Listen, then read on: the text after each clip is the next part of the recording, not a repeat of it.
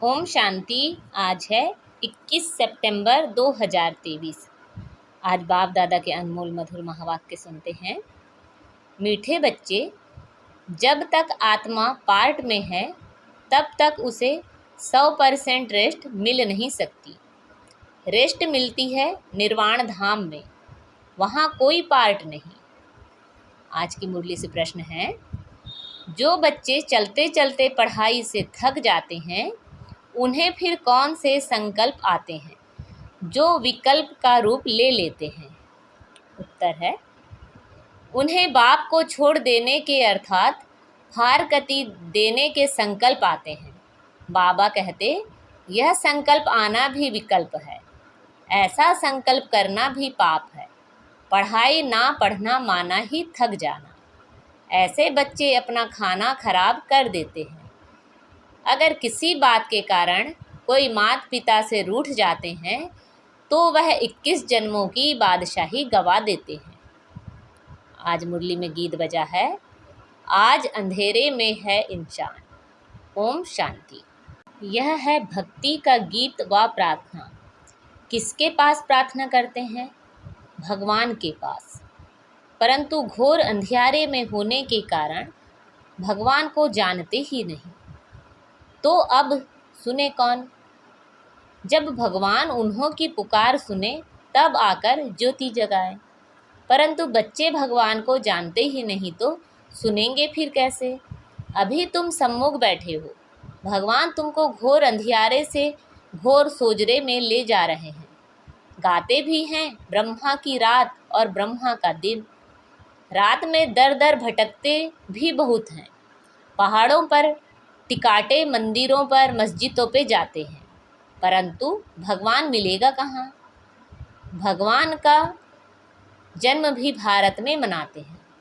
शिवरात्रि कहते हैं ना, बरोबर उनकी यादगार प्रतिमाएं भी भारत में हैं, परंतु समझते नहीं कि वह कब आते हैं। बिल्कुल घोर अंधियारे में हैं। अभी तुम घोर अंधियारे में नहीं हो, तुम नंबरवार पुरुषार्थ अनुसार सोझरे में आते हो। तुम बच्चे जानते हो यह सारी सृष्टि की रचना कौन और कैसे करते हैं। तुम यहाँ आए हो ईश्वरी विश्वविद्यालय में, जहाँ ईश्वर पढ़ाते हैं, मनुष्य से देवता बनाते हैं। यह नॉलेज तुम्हारे में भी नंबरवार समझते हैं। कोई तो अच्छी रीति समझते हैं, कोई पूरा नहीं समझने वाले भागंती हो जाते हैं। माता पिता से रूठ जा पड़ते हैं। जिनके लिए गाया हुआ है, आश्चर्यवत ऐसे माता पिता से रूठ पड़ते हैं। पसंती कथंती फिर रूठ पड़ंती। जानते हैं माता पिता से हमको 21 जन्म के लिए स्वर्ग की बादशाही मिलती है, फिर भी भूल जाते हैं। बाबा ने समझाया है, जिसको शांति कहा जाता है वह मिलती ही है शांति धाम अथवा निर्वाण धाम में। उसको मुक्ति धाम भी कहा जाता है। अगर कोई कहे हम 100% रेस्ट में हैं, परंतु यह अक्षर कोई है नहीं। सारे दिन में कोई ना कोई कर्म जरूर चलता है। हाँ, अल्पकाल के लिए रात के नींद को रेस्ट कहते हैं, क्योंकि आत्मा कहती है मैं सारा दिन काम करके थक गई हूँ, अब रेस्ट लेती हूँ। अपने को डिटैच कर देते हैं। यह तो जानते हो, बाप रहते ही हैं शांति देश में, या ऐसे समझते हो कि परम पिता परमात्मा वहाँ रेस्ट में रहते हैं। परमात्मा रेस्ट में तब रहते हैं जब उनका पार्ट नहीं है। मुक्ति धाम में कोई काम नहीं करते हैं। यह बड़ी समझने की बातें हैं। अभी तुम्हारी बुद्धि का ताला खुलता जाता है। बाप कहते हैं, तुमको पता है मैं रेस्ट में कब रहता हूँ? जबकि तुम बच्चे स्वर्ग में सुख में रहते हो। वहाँ तुमको सुख शांति है, उसको रेस्ट नहीं कहा जाएगा। रेस्ट में तब कहें जब तुम्हारा कोई पार्ट नहीं है। तुम जब स्वर्ग में हो तो मुझे कोई मेहनत नहीं करनी पड़ती। मैं वहाँ घर में शांत में रहता हूँ। शांति का दूसरा अक्षर वहाँ रेस्ट कहेंगे। यहाँ तो रेस्ट में रह नहीं सकते हैं।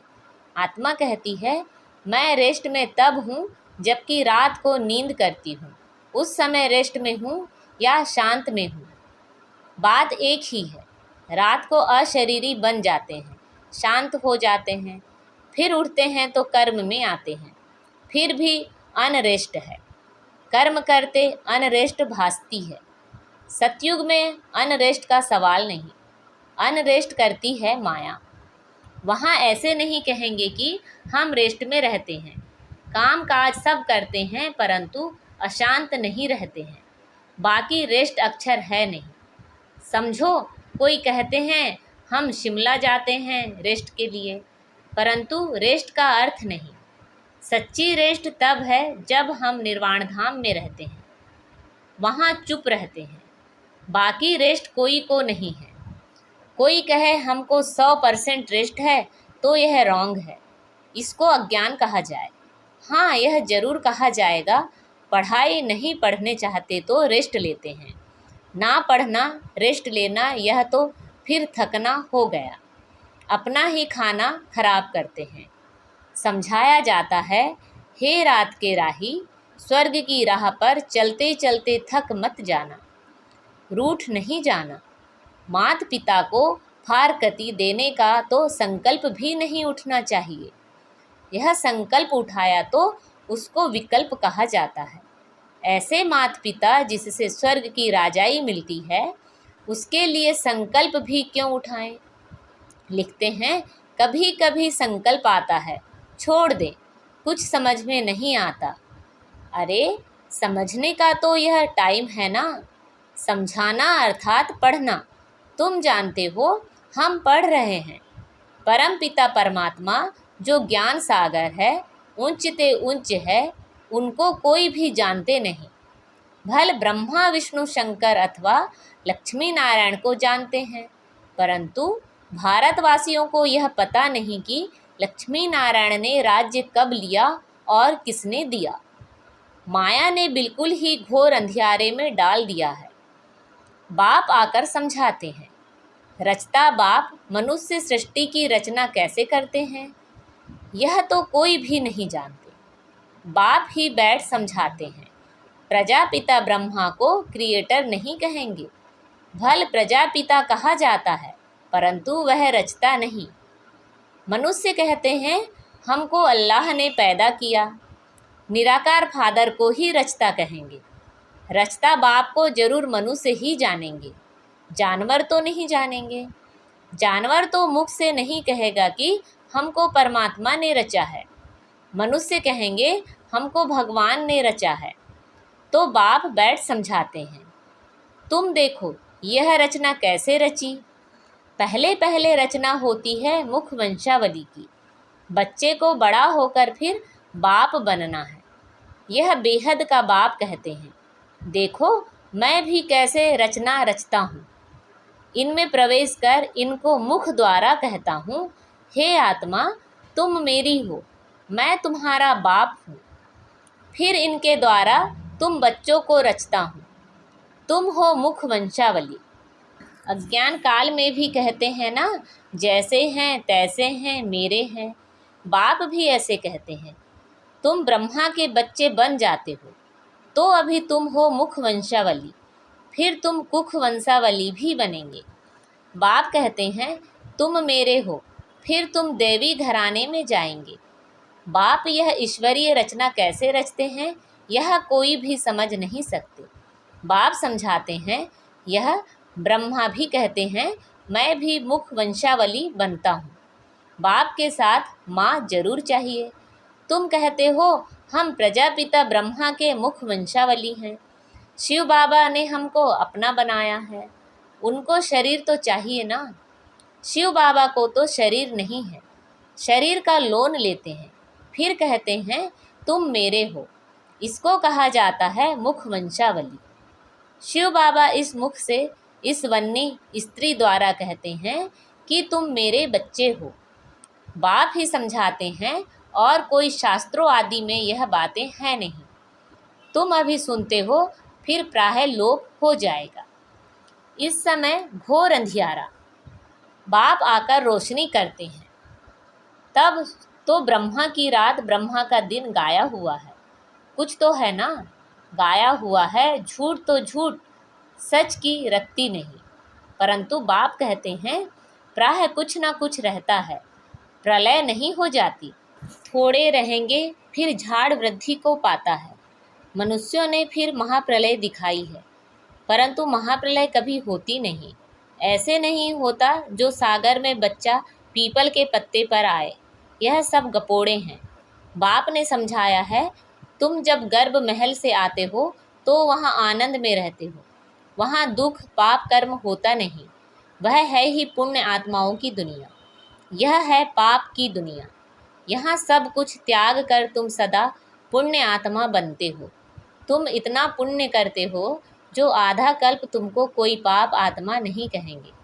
तुम अविनाशी पुण्य आत्मा बन जाते हो। यहाँ फिर आधा कल्प पाप आत्मा कहेंगे। घड़ी घड़ी दान पुण्य करते रहते हैं। भारत को कंप्लीट धर्मात्मा कहा जाता है। भारत में दान पुण्य करते हैं। तुम जानते हो यह दुनिया सब छोड़ने वाले हैं, फिर आना नहीं है। इस दुनिया की सामग्री तुम ट्रांसफ़र करते हो नई दुनिया के लिए। मनुष्य ईश्वर अर्पणम करते हैं, अर्थात ट्रांसफ़र करते हैं दूसरे जन्म के लिए। यहाँ तुम ट्रांसफ़र करते हो 21 जन्मों के लिए, तो बहुत चाहिए ना। तुमसे सारी कीचड़ पट्टी लेकर नया देते हैं, पुराना लेकर सोने का देते हैं। तुम सच्चाई से बाप को देते हो, बाप भी तुमको सब कुछ देते हैं। तुम्हारा पाठ जो चलता आया है यह ड्रामा में था। सबने घर बार छोड़ा, नहीं तो गौशाला कैसे बने। मनुष्य तो नहीं जानते भट्टी कैसे बनती है। वह तो दिखाते हैं बिल्ली के पुंगरे आदि थे। यह सब ज्ञान तुम बच्चों को अभी है, फिर वहाँ यह ज्ञान नहीं रहेगा। हम ऐसे 21 जन्म राज्य करेंगे फिर गिरेंगे। वहाँ यह ज्ञान नहीं रहता। त्रिकालदर्शी पने का पाठ तुम्हारे में अभी रहता है। मुख्य हीरो हीरोइन का पाठ तुम्हारा ही है और कोई का पाठ नहीं। असुर से देवता फिर देवता से असुर तुम भारतवासी ही बनते हो। बाकी तो हैं बीच के बाय प्लाट्स। नाटक में बीच में फिर हंसी कुड़ी का खेल भी करते हैं ना। आधा कल्प बाद देवी देवता धर्म प्राय लोप हो जाता है। तुम्हारी बुद्धि में यह सारा चक्र फिरता रहता है, तब तो तुम समझते हो ना। परम पिता परमात्मा भी परम आत्मा है, परम धाम में रहने वाला। बाप कहते हैं मेरे में सारा ज्ञान है। मैं मनुष्य सृष्टि का बीज रूप चैतन्य हूँ। वह तो जड़ बीज होते हैं। शिव तो चैतन्य है, उनकी प्रतिमा पूजी जाती है। आजकल गवर्नमेंट झाड़ों में सैंपलिंग लगाती है। यह है चैतन्य बीज। मनुष्य सृष्टि रूपी झाड़ का बीज कहते हैं। मुझे सारे झाड़ की नॉलेज है। तो जब कोई कहते हैं 100% रेस्ट में है, तो समझाना चाहिए कि 100% रेस्ट तो कभी मिलती नहीं। हाँ, ऐसे कहेंगे स्वर्ग में 100% पवित्रता सुख शांति रहती है। नाम ही है स्वर्ग। बाप को कहते हैं सत श्री अकाल, सच बोलने वाला। उनको कोई काल नहीं खाता, उनको कहा जाता है कालों का काल। बाप कहते हैं यह छीछी दुनिया है, इस भंभोर को आग जरूर लगनी है। तुम बच्चे जानते हो यह महाभारत लड़ाई महाकल्याणकारी है। मनुष्य यज्ञ करते हैं कि शांति हो जाए। गोया समझते हैं स्वर्ग के गेट्स ना खुले। तुम तो ताली बजाते हो, भंबोर को आग लगे तो हम नई दुनिया वैकुंठ में जाएं। यह विनाश ज्वाला इस रुद्र ज्ञान यज्ञ से ही प्रज्वलित हुई है। जो बाप के बनेंगे वही स्वर्ग के मालिक बनेंगे। बाकी सबको हिसाब किताब चुकतू कर वापस जाना है। तुम जानते हो अब वापस मुक्तिधाम में जाकर फिर अपना पाठ रिपीट करना है। सतयुग में यह इतने सब देवी देवता कहाँ से आए। मनुष्य से देवता किए करत ना लागी वार। तुमको कौड़ी से हीरे जैसा पतित से पावन बनाते हैं। जितना जो नॉलेज धारण करेंगे उतना पद पाएंगे। राजधानी स्थापन हो रही है। तुम जानते हो हम अपने लिए स्वर्ग की स्थापना कर रहे हैं श्रीमत पर। अगर श्रीमत से कोई रूठकर अपनी मत पर चले तो वह रावण मत हो जाएगी। इसलिए कदम कदम पर तुम श्रीमत लेते रहो। बाप जीते जी तुमको ट्रस्टी बनाते हैं। अच्छा, मीठे मीठे शिखिलदे बच्चों प्रति माता पिता बाप दादा का याद प्यार और गुड मॉर्निंग। रूहानी बाप की रूहानी बच्चों को नमस्ते। हम सब रूहानी बच्चों की रूहानी माता पिता बाप दादा को याद प्यार, गुड मॉर्निंग और नमस्ते। आज की मुरली से धारणा के लिए मुख्य सार हैं। कंप्लीट दानी बनना है, सच्चाई से सब बाप को अर्पण कर नई दुनिया के लिए ट्रांसफ़र कर देना है। जीते जी ट्रस्टी बनना है, कदम कदम पर बाप से श्रीमत लेनी है। कभी भी श्रीमत से रूठ मन मत पर नहीं चलना है। आज बाबा ने हमें वरदान दिया है,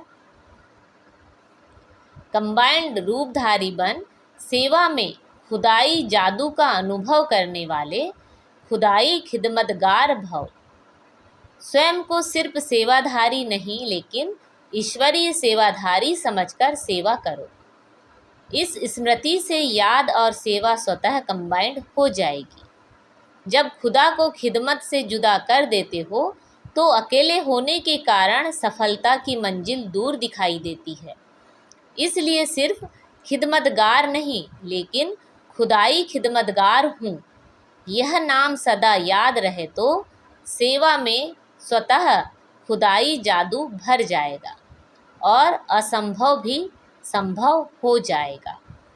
आज का स्लोगन है, कर्म योगी बनना है तो कमल आसनधारी न्यारे और प्यारे बनो। कर्म योगी बनना है तो कमल आसनधारी न्यारे और प्यारे बनो। अच्छा, ओम शांति।